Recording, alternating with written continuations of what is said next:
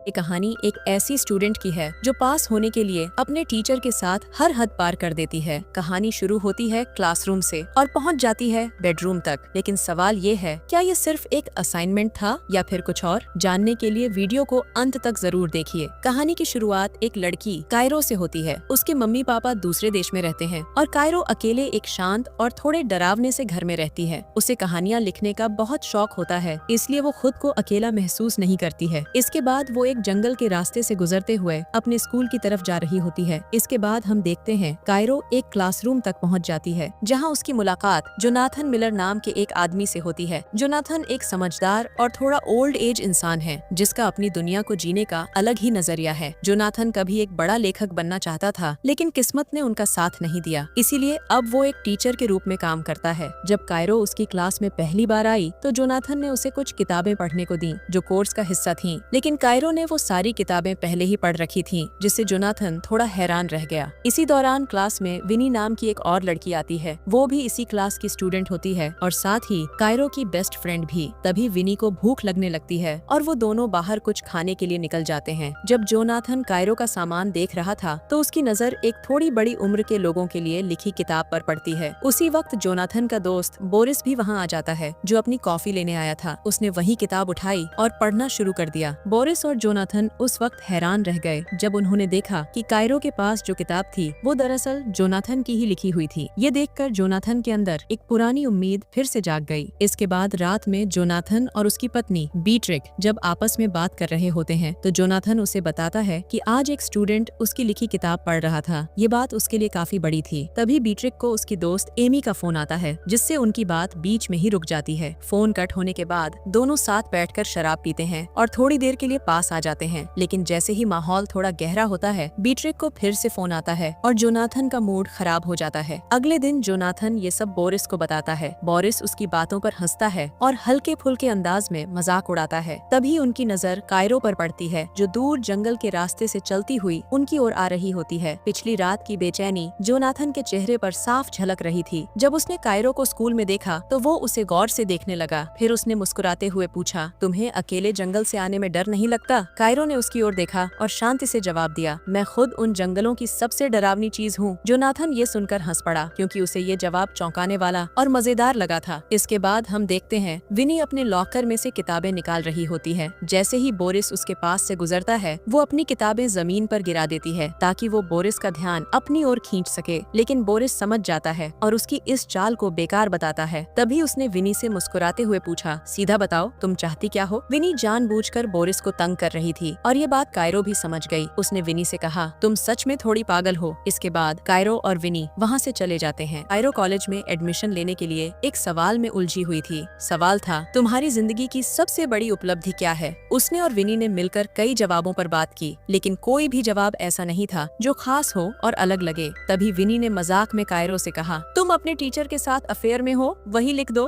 Cairo थोड़ी हैरान हो जाती है और कहती है, जोनाथन मुझसे 20 साल बड़ा है। विनी ने कंधे उचकाते हुए कहा, तो क्या हुआ? आजकल ये सब आम बात है। और वैसे भी जोनाथन एक अच्छा इंसान है, वो शांत है, समझदार है और तुम्हारे लिए एकदम सही है। शायद पहली बार विनी ने खुलकर जोनाथन के बारे में कायरो के साथ बात की थी और कायरो को भी इस बात ने थोड़ा सोच में डाल दिया था। जोनाथन अक्सर कायरो को क्लास में गौर से देखता था और जब विनी ने ये बात कायरो को बताई तो वो थोड़ा शर्मा गई, लेकिन साथ ही उसकी दिलचस्पी भी जोनाथन में बढ़ने लगी। अगले दिन से कायरो की नजरों ने जोनाथन को ढूंढना शुरू कर दिया। एक दिन जोनाथन खुद उसके पास आया और कहा, क्लास के बाद मुझसे मिलना। क्लास खत्म होने पर जोनाथन ने अपने दोस्त बोरिस को डिनर पर बुलाया। डिनर के बाद बोरिस मस्ती में डांस करता हुआ चला जाता है। इसके बाद जोनाथन मुस्कुराते हुए उसका डांस स्टेप ट्राई करने लगता है, लेकिन तभी कायरो अचानक वहाँ आ जाती है। दोनों एक दूसरे को देखकर हंसने लगते हैं। बातों बातों में जोनाथन ने कायरो की लिखी एक लाइन पढ़ी जो उसे इतनी पसंद आई कि वो उसे जुबानी याद हो गई। उसकी आंखों में उस पैराग्राफ के लिए सच्ची तारीफ थी। शायद पहली बार कायरो को लगा कि कोई उसे वाकई समझ रहा है। कायरो ने महसूस किया कि जोनाथन ने उसके लिखे पैराग्राफ को सच में ध्यान से पढ़ा है। यह देखकर वो अंदर से खुश हो गई। उसे लगा कि उसकी कविता को पहली बार किसी ने गंभीरता से सराहा है। जोनाथन ने कायरो से कहा,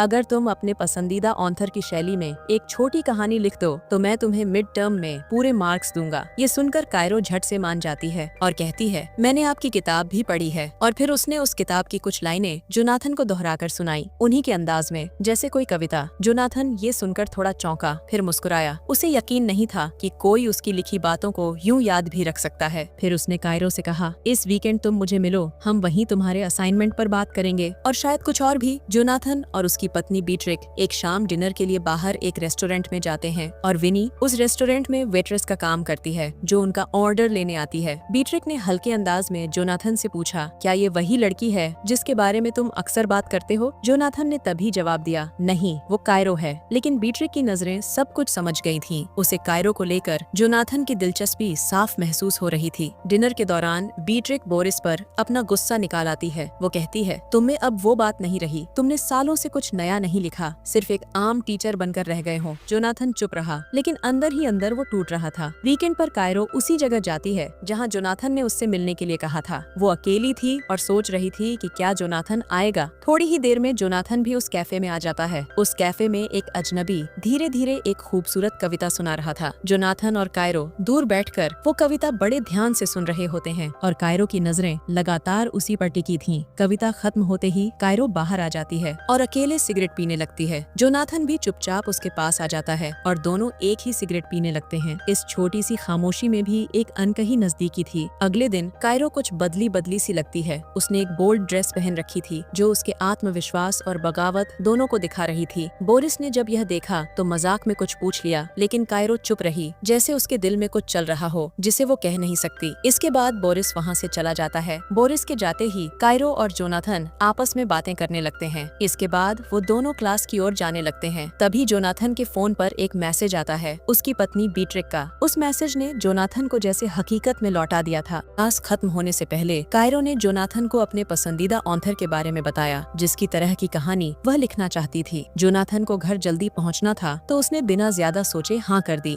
जैसे ही जोनाथन क्लास से चला जाता है तो विनी उसकी कुर्सी पर चढ़ जाती है और मजाक में कायरो को चिढ़ाने लगी। उसके हाव भाव में शरारत साफ झलक रही थी। तभी बोरिस वहाँ आ जाता है जो जोनाथन से मिलने आया था। विनी ने बोरिस को भी छेड़ना शुरू कर दिया। उसने मस्ती में उसका फोन छीन लिया और अपने कपड़ों में छुपा लिया। दूसरी तरफ कायरो को अपना फोन नहीं मिल रहा था। वो उसे इधर उधर ढूंढ रही थी, लेकिन कहीं नजर नहीं आ रहा था। उधर जोनाथन भी परेशान था। उसकी बीवी बीट्रिक के साथ बाहर जाने की प्लानिंग फिर से कैंसिल हो गई थी क्योंकि वह अपने काम में बिजी थी। उसी समय जोनाथन को एक फोन मिला जो शायद कायरो का था, जिसे देखकर वो सोच में पड़ जाता है। असल में जोनाथन गलती से कायरो का फोन अपने बैग में ले आया था और उसका अपनी पत्नी के साथ बाहर जाने का प्लान पहले ही रद्द हो चुका था। इसलिए उसने सोचा कि क्यों न फोन कायरो को वापस देने चला जाए। जब वो कायरो के घर पहुंचा तो वहाँ हल्की बारिश शुरू हो गई थी। कायरो एक पतली सी ड्रेस में बाहर आई और चुपचाप जोनाथन के सामने खड़ी हो गई। कुछ देर दोनों की निगाहें मिली और फिर बिना कुछ कहे उन्होंने एक दूसरे को किस कर लिया। इसके बाद जोनाथन चुपचाप अपने घर लौट आया। घर आकर कायरो ने उसे एक मेल भेजा। उधर जोनाथन की पत्नी बीट्रिक ने तंज भरे लहजे में कहा कि जब तक तुम यहाँ हो मैं अपना काम नहीं कर पा रही। इसलिए जोनाथन घर के बाहर एक छोटे से कमरे में चला गया जहाँ उसे खुद के लिए थोड़ा सुकून और सोचने की जगह मिली। अपने छोटे केबिन में बैठकर जोनाथन ने कायरो द्वारा भेजी गई कहानी को प्रिंट किया और पढ़ना शुरू किया। कहानी एडल्ट टॉपिक्स पर बेस्ड थी और इसमें एक स्टूडेंट और उसके टीचर के रिश्ते को दर्शाया गया था, कुछ वैसा ही जैसा जोनाथन और कायरो के बीच हो रहा था। कहानी पढ़ते हुए जोनाथन कुछ ज्यादा ही पैशनेट हो गया, लेकिन अगले दिन सब कुछ बदल गया। इस बार जोनाथन ने न तो कायरो को कोई मैसेज किया और न ही उससे बात की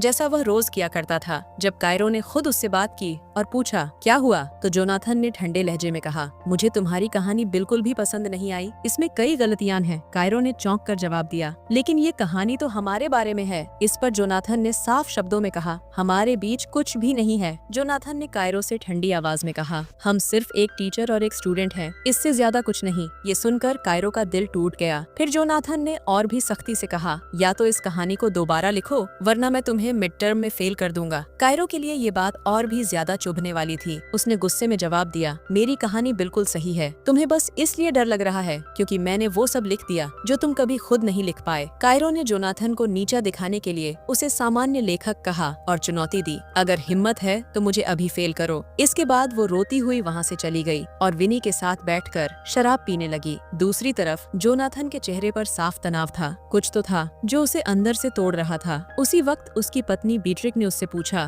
क्या हुआ जोनाथन? जोनाथन ने अपनी पत्नी बीट्रिक को कायरो की लिखी कहानी के बारे में बताया। कहानी सुनकर बीट्रिक भी थोड़ी एक्साइटेड हो गई। इसके बाद जैसे ही बीट्रिक और जोनाथन आपस में इंटीमेट होने ही वाले थे, तभी अचानक वहाँ बोरिस आ जाता है, जिस वजह से उनको रुकना पड़ता है और दोनों का मूड खराब हो जाता है। उधर दूसरी तरफ कायरो और विनी में बातचीत चल रही थी। कायरो ने विनी से कहा, जोनाथन ने बस दिखावा किया कि वो मेरे करीब है, असल में वो तो मुझे इस्तेमाल कर रहा था। फिर कायरो ने विनी से कहा कि वह बोरिस का ध्यान भटकाए ताकि वो जो सोच रही है उसे अंजाम दे सके। विनी ने बोरिस को मैसेज के जरिए चिढ़ाना शुरू किया, लेकिन बोरिस पर इसका कोई असर नहीं हुआ। तभी कायरो ने एक बड़ा फैसला लिया। उसने और विनी ने मिलकर एक साहसिक कदम उठाया जिससे वे बोरिस का ध्यान खींच सके। दोनों ने अपनी शर्म छोड़ दी और एक दूसरे के बहुत करीब आ गए और आपस में किस करने लगते हैं और फोटो क्लिक करते हैं। इसके बाद कायरो अपनी और विनी की फोटो बोरिस को भेज देती है। जैसे ही बोरिस ने ये फोटो देखा, वो जोनाथन के घर से चला जाता है। इसके बाद जोनाथन की पत्नी को जोनाथन के स्कूल से कॉल आया और ये पता चला कि स्कूल में जोनाथन और कायरो के अफेयर के बारे में सबको पता चल गया है। ये सुनकर उसकी पत्नी हैरान रह गई और उसने जोनाथन से पूछा, ये सब क्या हो रहा है। वो कायरो और जोनाथन के बीच की कहानी के बारे में पूछने लगती है। उसने पूछा कि क्या उसके और कायरो के बीच कुछ और भी हुआ है। जोनाथन इस बात से साफ इनकार कर देता है। अगले दिन कायरो क्लास में नहीं आई। वह वाइस प्रिंसिपल के ऑफिस में थी। वाइस प्रिंसिपल ने कायरो और जोनाथन दोनों से सवाल पूछे। कायरो ने वाइस प्रिंसिपल को सब कुछ बता दिया। उसने कहा, जोनाथन ने मुझे एडवांस में मिड टर्म असाइनमेंट दिया था।